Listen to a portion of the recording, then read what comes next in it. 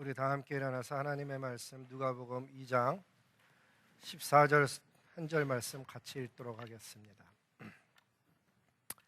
같이 읽습니다. 시작. 지극히 높은 곳에서는 하나님께 영광이요 땅에서는 기뻐하심을 입은 사람들 중에 평화로다. 아멘. 우리 옆에 분들과 앉으면서 인사합니다. 참 잘 오셨습니다. 주님의 이름으로 복을 빕니다. 여러분 주보에 이런 걸 받으신 분도 있고 누구로부터 전달받은 분도 있고 아직 못 가지신 분도 있는데 보시면은 첫 페이지를 열면 23일서부터 되어져 있습니다. 그래서 23일 날 누가복음 1장 가지고 하는데 23, 24, 25일 이렇게 하고 그 다음에 12월 30일서부터는 전 성도를 대상으로 특별 새벽 기도회를 시작을 합니다. 근데 이 책자를 만든 이유는 새벽에 오실 수 있는 분도 있지만은 이런저런 사정으로 예를 들면 연세 드신 분들 새벽에 운전하는 거 정말 쉽지 않거든요. 이렇게 밤이 깜깜해지면 그런 분들 자녀 때문에 어린애기 뭐 돌봐야 돼서 여러 가지 이유로 직장의 일들로 못 오시는 분들을 위해서 만들었고 오실 수 있는 분들은 오셔서 다 함께 주님 앞에 영광 돌리면서 한 해를 시작하고 기도로 한 해를 마치는 그런 좋은 시간 갖기를 위해서 이렇게 준비했으니까는 여러분 새벽을 깨우는 주의 자녀들 되기를 소망하고요. 또 우리 주차 사역하시는 분들 겨울 특별 쫓기를 했는데 뒤에 보면 글이 써져 있습니다. 한마음지를 읽어보고 나서 이거 준비해줘야겠다 생각을 해갖고서는 한마음지 읽어보신 분들 알겠지만 거기에 내용이 특별한 게 적혀져 있어요. 그래서 여기는 이렇게 써져 있지만 거기에는 저도 성도입니다를 비롯해서 여러 가지를 썼습니다. 그분들은 돈을 받고 사례를 받고 일하는 분들이 아니고 이렇게 추운 날 더운 날 수고하시는데 정말 그분들이 일로 차를 빼라 그러면 이렇게 그냥 빼면 좋은데 다른 데로 휙 가기도 하고 막 그래서 나름대로 힘들어하는 분도 있고 또 어떤 분들은 격려해줘서 감사하기도 하고 추운 날 따뜻한 커피를 가져오시는 분도 있고 한 공동체 속의 여러 가지 모습인데 중요한 것은 잘 따라서 안전한 겨울 그리고 그분들의 사역의 보람을 느낄 수 있도록 만나면 격려해 주시고 기도해 주시기를 정말 부탁을 드립니다. 뿐만 아니라 이렇게 아기 예수가 오신 날에 우리 교회를 오래간만에 방문한 분들이 있는데 제 눈에는 보이는데 여러분 모르시는 분도 있어요. 부모님도 오신 분 있고 자녀가 손자를 데리고 오신 분도 있고 정말 오래간만에 방문하신 분들도 있고 여러분들이 있어요. 그래서 여러분 그 가운데서 하나님 안에서 교제하시길 바라고요.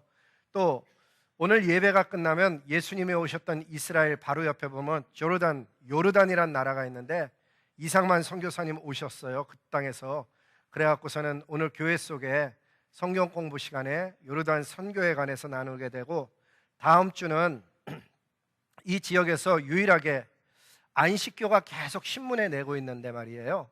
아무 교회도 거기에 대해서 답을 못하고 있어요. 근데 딱 한 분, 조재풍이라는 목사님이 교회를 담임하고 있지는 않지만은 혼자 나서서 자비량으로 신문에 내서 안식교가 뭐가 잘못되었다를 혼자 외로이 혼자 맞서는 분이 있길래 제가 보고서는 초대를 했어요. 그래서 다음 주에 안식교가 왜 이단인가에 대해서 가르치는 조재풍 목사님 오셔서 말씀 전하게 되니까 그런 프로그램들을 위해서 기도해 주시고 또 하나님 앞에서 함께 즐거워하길 바라고 특별히 간증 들으셔서 저도 간증 들으면서 은혜를 받았는데 이렇게 예수님 모르는 가정 완전히 정말 한 번 이렇게 들어볼 기회가 없었던 가정이 이렇게 와서 변화되는 모습뿐만 아니라 단순히 예수님을 영접했다가 아니고 침례를 받고 1:1 제자 양육 본인, 남편, 애들까지 다 그렇게 1:1 제자 양육 받는 모습을 보면서 여기 살고 있는 우리들도 열심을 내서 1:1 제자 양육을 받든지 가르치든지 해서 땅끝까지 복음 전하는데 실제적인 사람들이 되기를 원하고 메리 크리스마스 인사는 오늘 새벽기도 못 오실 분들은 가면서 하지만은 12월 25일 새벽에 주님 성탄을 기념하면서 그때 인사하도록 하겠습니다. 그리고 지난 한 주간을 돌아보면서 저에게 있어서는 가장 인상 깊었던 게 뭔가 하면 여성 수요 기도 모임이 종강을 하는데 갔더니 여자분들이 케투바라는 서약서를 서로 이렇게 하는 걸 봤어요. 아시는 분 있고 모르시는 분이 있는데 그 바다아웃 아내가 있는 남자분은 행복한 남자인 줄로 정말 믿기를 바랍니다. 그 안에 보니까 남편을 열정적으로 사랑하겠습니다를 비롯해서 맨 마지막 두 번째 줄에 있어요. 읽어보세요. 제가 그걸 보면서 야, 정말 행복한 남자들이 따로 있네 그랬는데, 하여간 그 서약처럼 고백하면 제가 증인으로 사인했으니까 진짜 그렇게 행복한 가정, 하나님 기뻐하는 가정, 아름다운 가정, 그리고 이 땅에서 복음 전하는, 땅 끝까지 하나님의 뜻을 전하는 데 쓰임받는 좋은 인생 되기를 소망합니다. 말씀 전하겠습니다. 우리 성경 말씀 다시 좀 올려줄래요? 이 바로 앞에 있어요. 성경 본문 말씀. 이 말씀에 보면 저와 여러분은 어려서부터 예수님을 믿은 분이 많아갖고요, 그냥 읽는 거예요. 지극히 높은 곳에서는 하나님께 영광이요 땅에서는 기뻐하심을 입은 사람 중에 평화로다. 이렇게 어려서부터 너무 많이 읽어갖고 이 내용의 깊이와 넓이를 잘 모르는 거예요. 근데 저 말씀을 잘 보면요, 예수님이 오셨는데 이 땅에서 하나님께 영광이 아니고 지극히 높은 곳에서 하나님께 영광이래요. 생각해 보세요. 왜 지극히 높은 곳에서 하나님께 영광일까? 예수님이 오셨으면 이 땅에 있는 백성들이 하나님께 영광을 돌려야 되는 것 같은데, 예수님의 탄생이 왜 지극히 높은 곳에서 영광이 되어지는지를 자녀가 물어볼 거 아니에요. 아빠, 이거 왜 지극히 높은 곳에서 영광이라고 써놨어요? 그러면 답이 있어야 될 텐데. 두 번째는 그 같은 내용에 보면 평화인데 그냥 평화가 아니고 땅에서는 기뻐하심을 입은 제한된 사람이에요. 아무나 기뻐하는 게 아니고 기뻐하심을 입은 사람 중에 평화로다. 이렇게 말씀이 적혀져 있는데, 그 말씀의 비밀, 깊이, 넓이가 우리가 깨달아져서 이 성탄의 의미가 새롭게 다가오고 정말 주님 앞에 성탄을 통해서 삶 속에 예수님을 더 깊이 만나는 그런 일들이 있기를 소망하는 것입니다. 예수님이 오신 것이 왜 지극히 높은 곳에서 하나님께 영광이냐? 아주 오래전에 지구가 포밍되기 전에 저렇게 혼돈하던 우주 가운데서, 오늘 말씀 보면 창세기 1장 이전에 이렇게 기록을 합니다. 땅이 아직 모양을 갖추지 않고 아무것도 생기지 않았는데 어둠이 깊은 물 위에 뒤덮여 있었고 그 물 위에 하나님의 기운이 휘돌고 있었습니다. 그런데 그 하나님께서 천지를 창조하시고 마지막 6일 때 사람을 창조하셨습니다. 그림을 제가 또 하나 띄었는데, 그 보면 다른 동물들은 다 말씀으로 지으셨지만 사람은 흙으로 지으시고 생기를 그 코에 불어넣으셨습니다. 그래서 생명이 된 거죠.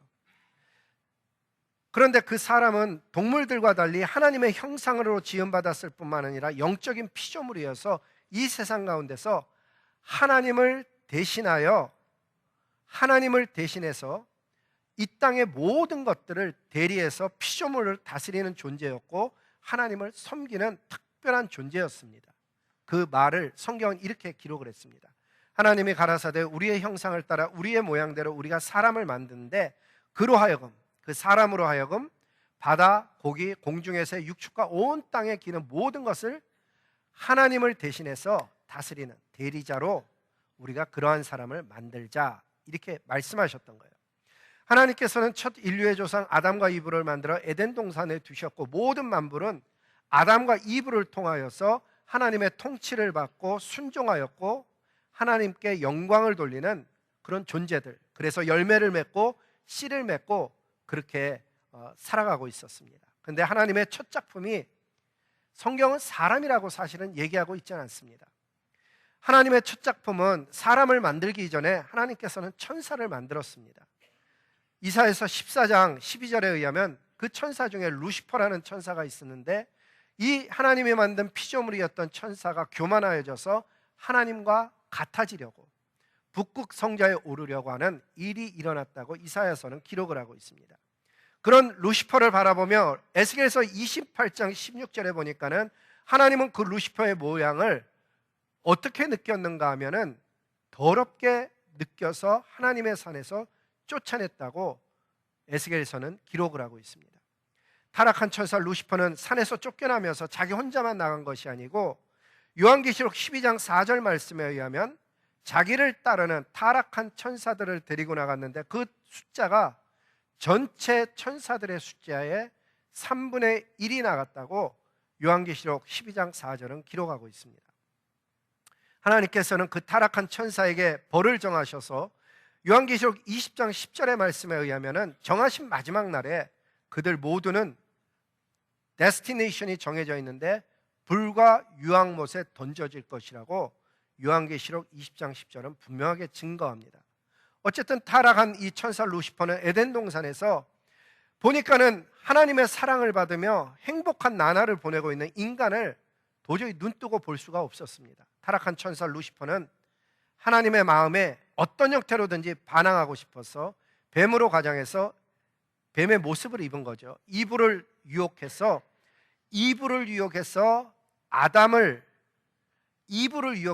아담으로 하여금 하나님의 말씀에 불순종하고 타락하고 자기를 따르게 만들었습니다. 이 에덴 동산에서 일어난 일은 우리가 생각하듯이 단순히 과일 하나를 호기심에 따먹은 그런 사건이 아니었습니다. 그것은 하나님의 말씀에 불순종하는 사건이었고 인류가 사망과 저주를 받게 되는 정말 큰 일이었습니다. 동시에 그러한 행동은 사단에게 순종함으로 인해서, 하나님께 순종해야 될 인간이 사단에게 순종함으로 사단에게 속하여 살게 된 사건이고 사단의 종이 되는 엄청난 사건이었습니다. 그 영적인 원리를 로마서는 6장 16절에 이렇게 기록을 합니다. 너희 자신을 종으로 들여 누구에게 순종하든지 그 순종함을 받는 자의 종이 되는 줄을 너희가 알지 못하느냐. 오늘날에도 똑같은 원리입니다. 저와 여러분이 하나님의 말씀을 듣고 순종하며 사느냐, 아니면 사단의 말에 유혹에 따라 순종하고 사느냐에 따라서 우리의 삶이 결정되는 것입니다. 죄의 종으로 사망에 이르게 될 것이고 순종하는 사람은 의에 이르게 된다라고 영적인 원리를 가르쳐 줬습니다. 제1아담은 결국 범죄함으로 인해서 인류 모두를 사망에 이르게 하였고 그 후손들은 단 한 명도 빠짐없이 죄 가운데 태어나 사망에 이르게 되었다는 것이 성경의 가르침입니다. 이러한 인류를 불쌍히 여기셔서 사랑하셔서 하나님께서는 아들 예수를 제2의 아담으로 보내셨습니다. 제2의 아담인 예수님은 죄로 타락한 아담의 혈통을 따르지 아니하고 성령으로 잉태되어져서 여자의 몸을 빌려 인간의 몸으로 태어나셨습니다. 성경은 그 내용을 갈라디아서에 다음과 같이 표현을 하고 있습니다. 때가 차매, 하나님이 정한 때가 차니까는 하나님이 아들을 보내셨는데 여자에게서 성령으로 잉태되게 하시고 율법 아래서 나게 하셨는데 그것은 목적이 뭔가 하면 율법 아래에 있는 자들을 속량하시고 그 사람들을 피값으로 사고 우리로 하여금 아들의 명분, 쉬운 단어로 하면 우리로 하여금 입양하려고 그렇게 하셨다라고 성경은 기록하고 있다 하는 것입니다. 예수님이 오신 목적, 그것은 우리를 속량했을 뿐만 아니라 저와 여러분을 하나님의 자녀되게 하기 위해서 그분이 오셨다는 것입니다. 이러한 배경 가운데 하나님은 이 땅에 오셔서 하나님께 드려지는 어린 양 희생제물로 온 세상의 죄를 짊어지시고 십자가에서 피 흘려 죽으시는 사명을 알고 이 땅에 오셨는데 히브리어로는 메시아, 그리고 헬라어로는 그리스도로서 이 땅에 오셨던 것입니다. 자, 그러면 이제 배경이 이러하기 때문에 지극히 높은 곳에서 하나님께 영광이라는 의미가 무엇인가 하면 하나님이 보좌가 계신 그 지극히 높은 천사들과 천군들이 볼 때 사단은 교만해서 하나님께 불순종하고 대적할 뿐만 아니라 하나님을 대적해서 하나님이 만든 사람을 타락시키는 반면에 예수님은 천군과 천사들의 눈에 보기에 어떤 존재인가 하면 십자가에 죽을 목숨까지 드려야 되는 명령이 떨어졌는데 하나님의 명령에 절대 순종하여 육체를 입고 여인의 몸을 통해서 오셨을 뿐만 아니라 그것이 아무 가치가 없어 보이는 마구간으로 오시고 누구도 주목하지 않는 목수의 아들로 30년의 세월을 보내시다가 어느 순간 절대적인 순종, 죽기까지 순종하는 모습으로 주님 앞에 서고 십자가에 죽고 다시 살아나는 그 모습을 보면서 천군과 천사들 사이에서 하나님께 드려지는 영광이 되어진 것입니다. 그래서 천군과 천사들 지극히 높은 곳에서는 그 명령을 받은 예수님이 순종하는 모습을 보고 하나님께 영광을 돌리는 것이 바로 예수님의 탄생의 배경이고 이야기라는 것입니다.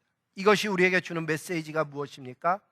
우리도 하나님 앞에 영광을 돌리는 여러 가지 방법이 있는데 그 중에 하나는 절대적인 순종이라는 사실을 깨닫게 된다 하는 것입니다. 한 해를 마치고 새로운 해를 시작할 때마다 저와 여러분 역시 순종과 불순종 앞에 우리도 서 있게 됩니다. 하나님이 이런 일 다 할 수 있나? 주가 물어보실 때 죽기까지 따르겠다고 하는 순종의 길을 가는 사람이 있는가 하면, 어떤 사람들은 주님 앞에 말씀을 받고 사명을 받고 뜻을 깨달았음에도 불구하고 순종하지 못하는 제1아담의 길을 여전히 가는 인생, 제2되는 아담이 되는 예수님의 길을 가는 사람이 있고 1아담의 그 속성을 따라가는 길이 있고, 우리 앞에도 여전히 길이 두 개인데 이 성탄의 아침 메시지의 핵심은 무엇인가 하면, 죽기까지 순종하는 예수님이 하나님께 지극히 높은 곳에서 영광을 돌리듯이 그 자녀가 된 입양된 사람들마다 이 땅에 사는 동안 하나님 앞에 순종함으로써 하나님 앞에 영광 돌리는 좋은 삶 살아가는 저와 여러분 되기를 주님의 이름으로 복을 비는 것입니다. 두 번째는 예수님의 탄생 이야기를 잘 읽어보면 땅에서는 기뻐하심을 입은 사람 중에 평화로다 이렇게 써져 있는데, 평화가 아무에게나 온 것이 아니고 잘 읽어보면 기뻐하심을 입은 사람들이라고 제한되어 있는 것을 보게 됩니다. 예수님이 이 땅에 오신 목적, 하나님께 순종함으로 영광을 돌릴 뿐만 아니라 또 한 가지는 무엇인가 하면은, 그분이 오셔서 십자가에서 우리의 죄를 해결해 주심으로 인해서 우리를 죄에서 해방시켜 주시고 하나님과 화목되게 하고 평화를 가져온 것입니다. 그런데 그 내용을 조금만 더 깊이 살펴보면, 여러분, 언제 평화가 내 마음속에 깨지느냐? 불안하고 두렵고 불안정할 때 내 마음의 평화는 깨집니다. 주님이 우리의 참된 평화가 되는 이유는 무엇인가 하면, 그분이 저와 여러분을 하나님의 자녀가 되게 하심으로 말미암아서 하나님이 우리의 인생을 책임지시고 반석과 같이 그분이 단단한 곳에 우리의 삶을 세워주신다는 사실이, 그 자체가 평화인 것입니다. 다시 얘기하면 평화는 언제 찾아오는가 하면, 참된 평화는 죄가 있는 곳에서는 있을 수가 없습니다. 죄의 문제가 해결되면서 참 평화가 임하였다 하는 것입니다. 말씀을 잘 읽어보면 하나님께서 창세전에 택하신 사람들, 그 백성들, 에베소서 1장 4절에 그 백성들이 예수님의 십자가와 부활과 재림에 대한 복음을 듣고 예수 이름으로 하나님 앞에 나아가 죄를 회개하면서 죄 용서 받음으로써 평화가 시작이 된 것입니다. 뿐만 아니라 성경에 보니까는 속량, 곧 죄사함을 받게 되면서 성령의 선물도 함께 받게 되었다고 사도행전 2장 38절은 기록하고 있는 것입니다. 따라서 저와 여러분의 삶을 보면은 속량함을 받았을 뿐만 아니라 그 자체로 죄사함 받으면서 성령을 선물로, 성령의 선물로 우리가 받게 됨으로 인해서 우리들의 삶 가운데 성령이 들어온 것입니다. 죄가 떠난 자리에 거룩하신 하나님이 오셨다라고 고린도후서는 가르쳐주고 있고, 성령 하나님이 우리 말씀 속에, 마음 속에 거하시게 되면서, 그러면서 참 평화가 무엇인지를 처음으로 깨닫게 된 것입니다. 이전에는 우리들의 삶 속에 가짜 평화, 가짜 행복이 있었지만은 예수 그리스도가 오시면서 죄의 문제가 해결되면서 우리들의 삶 속에 새로운 일들이 일어나서 우리들의 연약함과 어리석음과 부족함, 그러한 모든 것들에 대해서 성령께서 말할 수 없는 탄식으로 우리를 위하여서 성부 하나님께 간구하심으로 인해서 우리들의 삶 속에 어리석음으로 인하여 일어났던 불화, 연약함으로 인해서 이룰 수 없었던 영역들이 회복되어짐에 인해서 참 평화가 우리들의 삶 속에 일어난 것입니다. 이 성령 하나님은 오셔서 평화를 주실 뿐만 아니라 우리의 마음을 깨끗하게 해줍니다. 마음이 깨끗해지면, 이 고린도전서 6장 11절에 나오는 말씀처럼 마음을 깨끗게 하시는 그 성령 하나님 때문에 우리의 마음 속에는 참 평화가 일어나게 되는 것입니다. 성령 하나님께서는 나쁜 생각, 더러운 생각, 어리석은 생각을 밀어내고, 야고보서 3장 17절 말씀처럼 거룩하고 화평하고 양순하며 선한 열매가 가득한 그러한 것을 우리 삶 속에 넣어주시는 것입니다. 성령 하나님은 우리를 거룩하게 변화시켜 가실 뿐만 아니라 그리스도의 평화가 내 마음을 다스리게 역사하시는 분이십니다. 말씀이 계속 나오는데 말씀이 하나도 안 뜨네. 어쨌든 간에 이 거룩하고 화평하고 이 평화의 일들이 어떻게 이루어지느냐? 예수 그리스도가 내 삶에 들어오심으로 인해서 일어나는 놀라운 사건입니다. 결과적으로 보면 예수님은 하나님의 사랑을 입고 이 땅에 하나님의 자녀된 백성들에게 주시는 평화의 선물이었던 것입니다. 예수님의 탄생은 이 땅에 참된 소망을 모르고 살아가던 인생들에게 찾아오신 하나님의 큰 선물이었습니다. 근데 여러분, 이렇게 우리가 평화의 왕으로 오셨다, 또 거룩하신 하나님의 아들이 우리 삶 속에 거하신다, 이런 이야기를 듣기도 하고 우리 스스로 말하기도 하는데, 진짜 질문은 정말 그 평화가 내 삶 속에 있느냐 하는 것입니다. 평화의 왕이신 예수 그리스도가 내 삶에 오셔서 내 삶 속에 평화가 있는가? 평화는 어떻게 시작되는 것일까? 한 해를 마감하면서 그리스도의 평화가 진짜 내 삶 속에 들어오는 그 어떤 비밀을 알게 된다면 이 세상 속에 살아가는 방식이 반드시 변하게 되는 것입니다.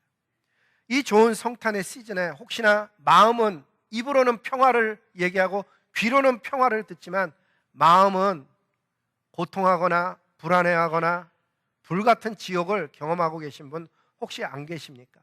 여러분, 평화가 임하는 것도 그렇고 말씀이 역사하는 것을 보면 어떻게 되어지냐면 예수 그리스도의 이름으로 선포됨에서 모든 일이 일어납니다. 치유가 어떻게 일어나냐? 나사렛 예수의 이름으로 명하노니 치유될지어다. 거기서 치유가 일어났고, 어떻게 악한 영들이 떠나갔느냐? 나사렛 예수의 이름으로 명하노니, 예수의 이름의 권세 때문에 명하노니 악한 영이 떠나갈지어다. 그랬을 때 악한 영이 그 삶에서 쫓겨나간 것입니다. 다시 얘기하면 예수 이름으로 선포하는 일이 일어날 때 참된 평화가 우리 삶 속에 들어온다는 사실입니다. 예를 들어보면 이렇게 하는 것입니다. 내가 나사렛 예수 그리스도의 이름으로 명하노니 우리 가정에 그리스도의 평화가 임할지어다. 다스릴지어다. 악한 영이 나사렛 예수의 이름으로 명하노니 이 시간 떠날지어다.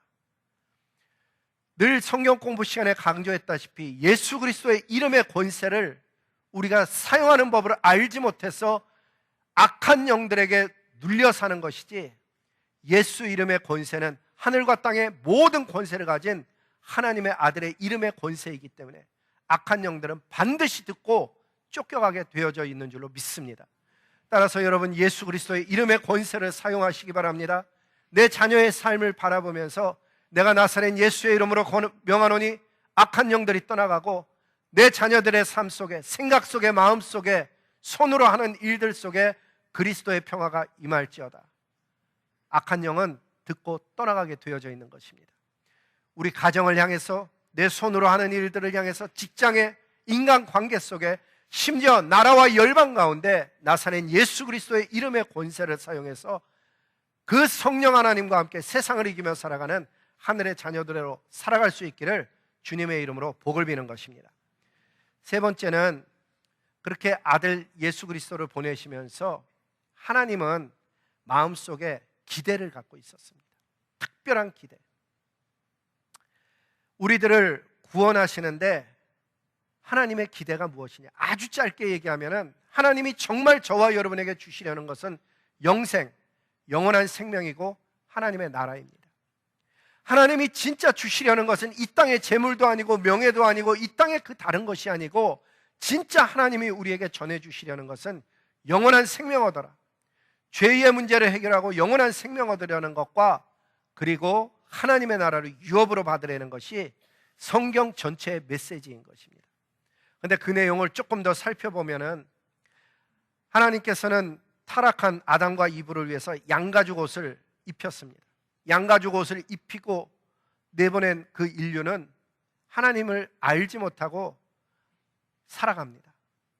제1 아담뿐만 아니라 그 후손들은 사단에게 속하여서 그 영이 사망한 태로 태어나기 때문에 자기가 고통을 받는데도 고통인 줄 알지 못하고, 자기가 삶이 죄 가운데 있는데도 죄 가운데 있는지를 알지 못하고 살아갑니다. 저는 예전에 고통이 고통인 줄 모르는 게 말이 되는가 이런 생각을 했어요. 저도 설교를 듣고 자랐으니까. 근데 선교지에 가보니까 그게 뭔지를 알겠더라고요. 남미 안데스 산맥에 가보니까 여인들의 삶이 보입니다. 그 안데스 산맥에 사는 산골의 여인들은요, 정말 삶이 고단합니다. 아침 일찍 일어나서 하루 종일을 일하는데 보면 16살에서 18살이면은 사내를 만나서 아이를 낳아 기릅니다. 특이한 점은 그 남자들이 각 가정에 그대로 있는 경우는 거의 없다는 사실입니다. 남자는 바뀌고, 그런데 아이는 계속 나서 한 집마다 7명, 8명의 아이를 낳습니다. 그 여인은 산 비탈에서, 제가 올라가 보면 똑바로 서 있기도 힘든 비탈에서 허리를 굽히고 하루 종일을 밭일을 하며 살아서, 그분들 가까이 가서 손을 보면 손마디가 류마티스로 퉁퉁 부어있는 여자분들이 거의 대부분입니다.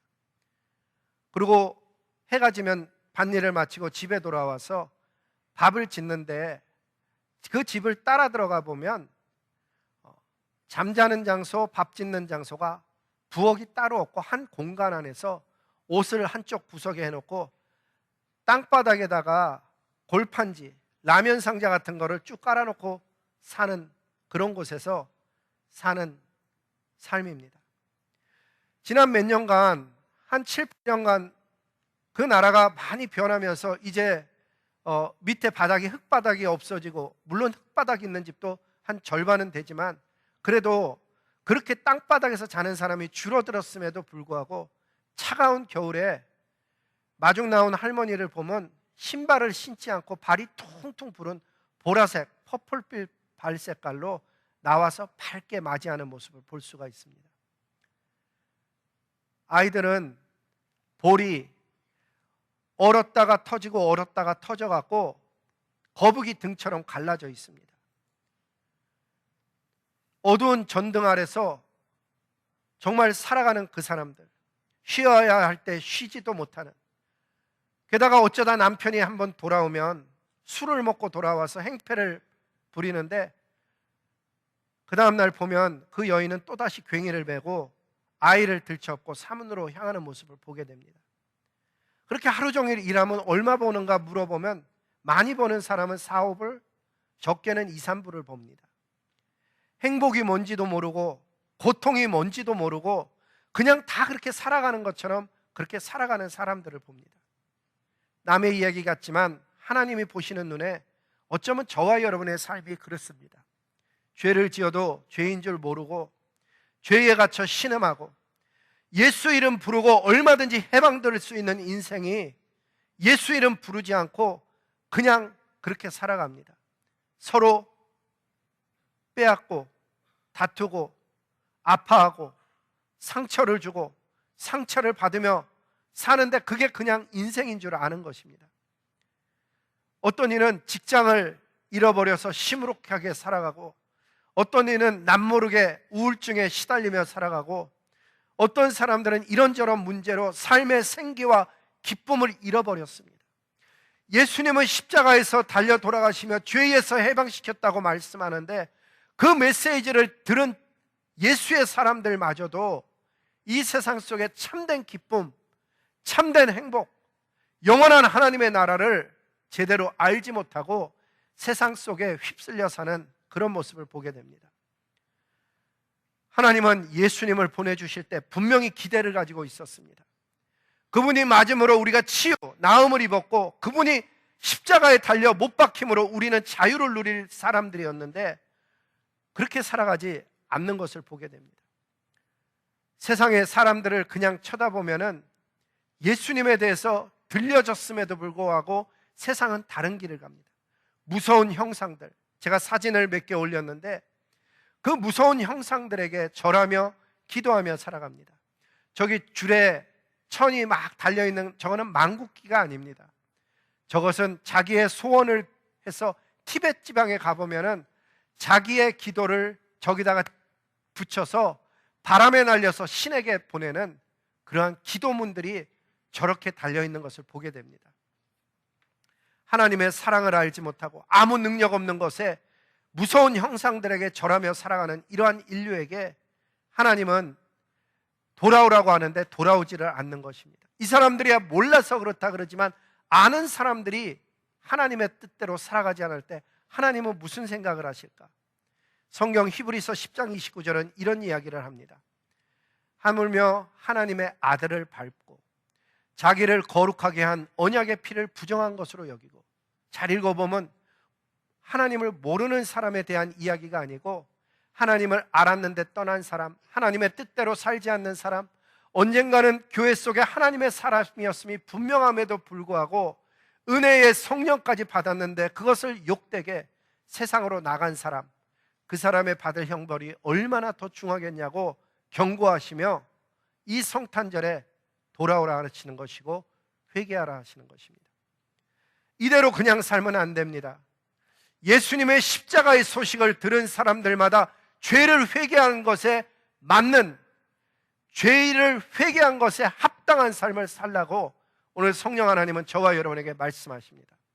뿐만 아니라 히브리서는 이런 이야기를 합니다. 9장 27절에 보니까 한 번 죽는 것은 사람에게 정하신 것이요 그 후에는 심판이 있을 것이다. 예수 그리스도가 탄생한 날에 왜 심판을 이야기하는가 하면 예수님께서 오신 목적이 이 심판을 피하게 하기 위해서 이 땅에 오셔서 십자가에 피 흘려 죽으셨기 때문입니다. 하나님의 마음속에 있는 기대는 너무나도 분명합니다. 심판에 이르지 않게 하기 위해서 저와 여러분의 심령 속에 복음의 말씀을 주신 것이고, 그냥 와서 예배드리는 사람으로 살라는 것이 아니고 살아있는 생명, 성령의 영이 되어져서 이 세상을 이기는 사람일 뿐만 아니라 사명자로 살아가라고 주님께서 저와 여러분을 불러주신 것입니다. 먹고 사는 문제에 우리의 삶을 드릴 것이 아니고 너는 무엇을 먹을까 무엇을 입을까 염려하지 말라.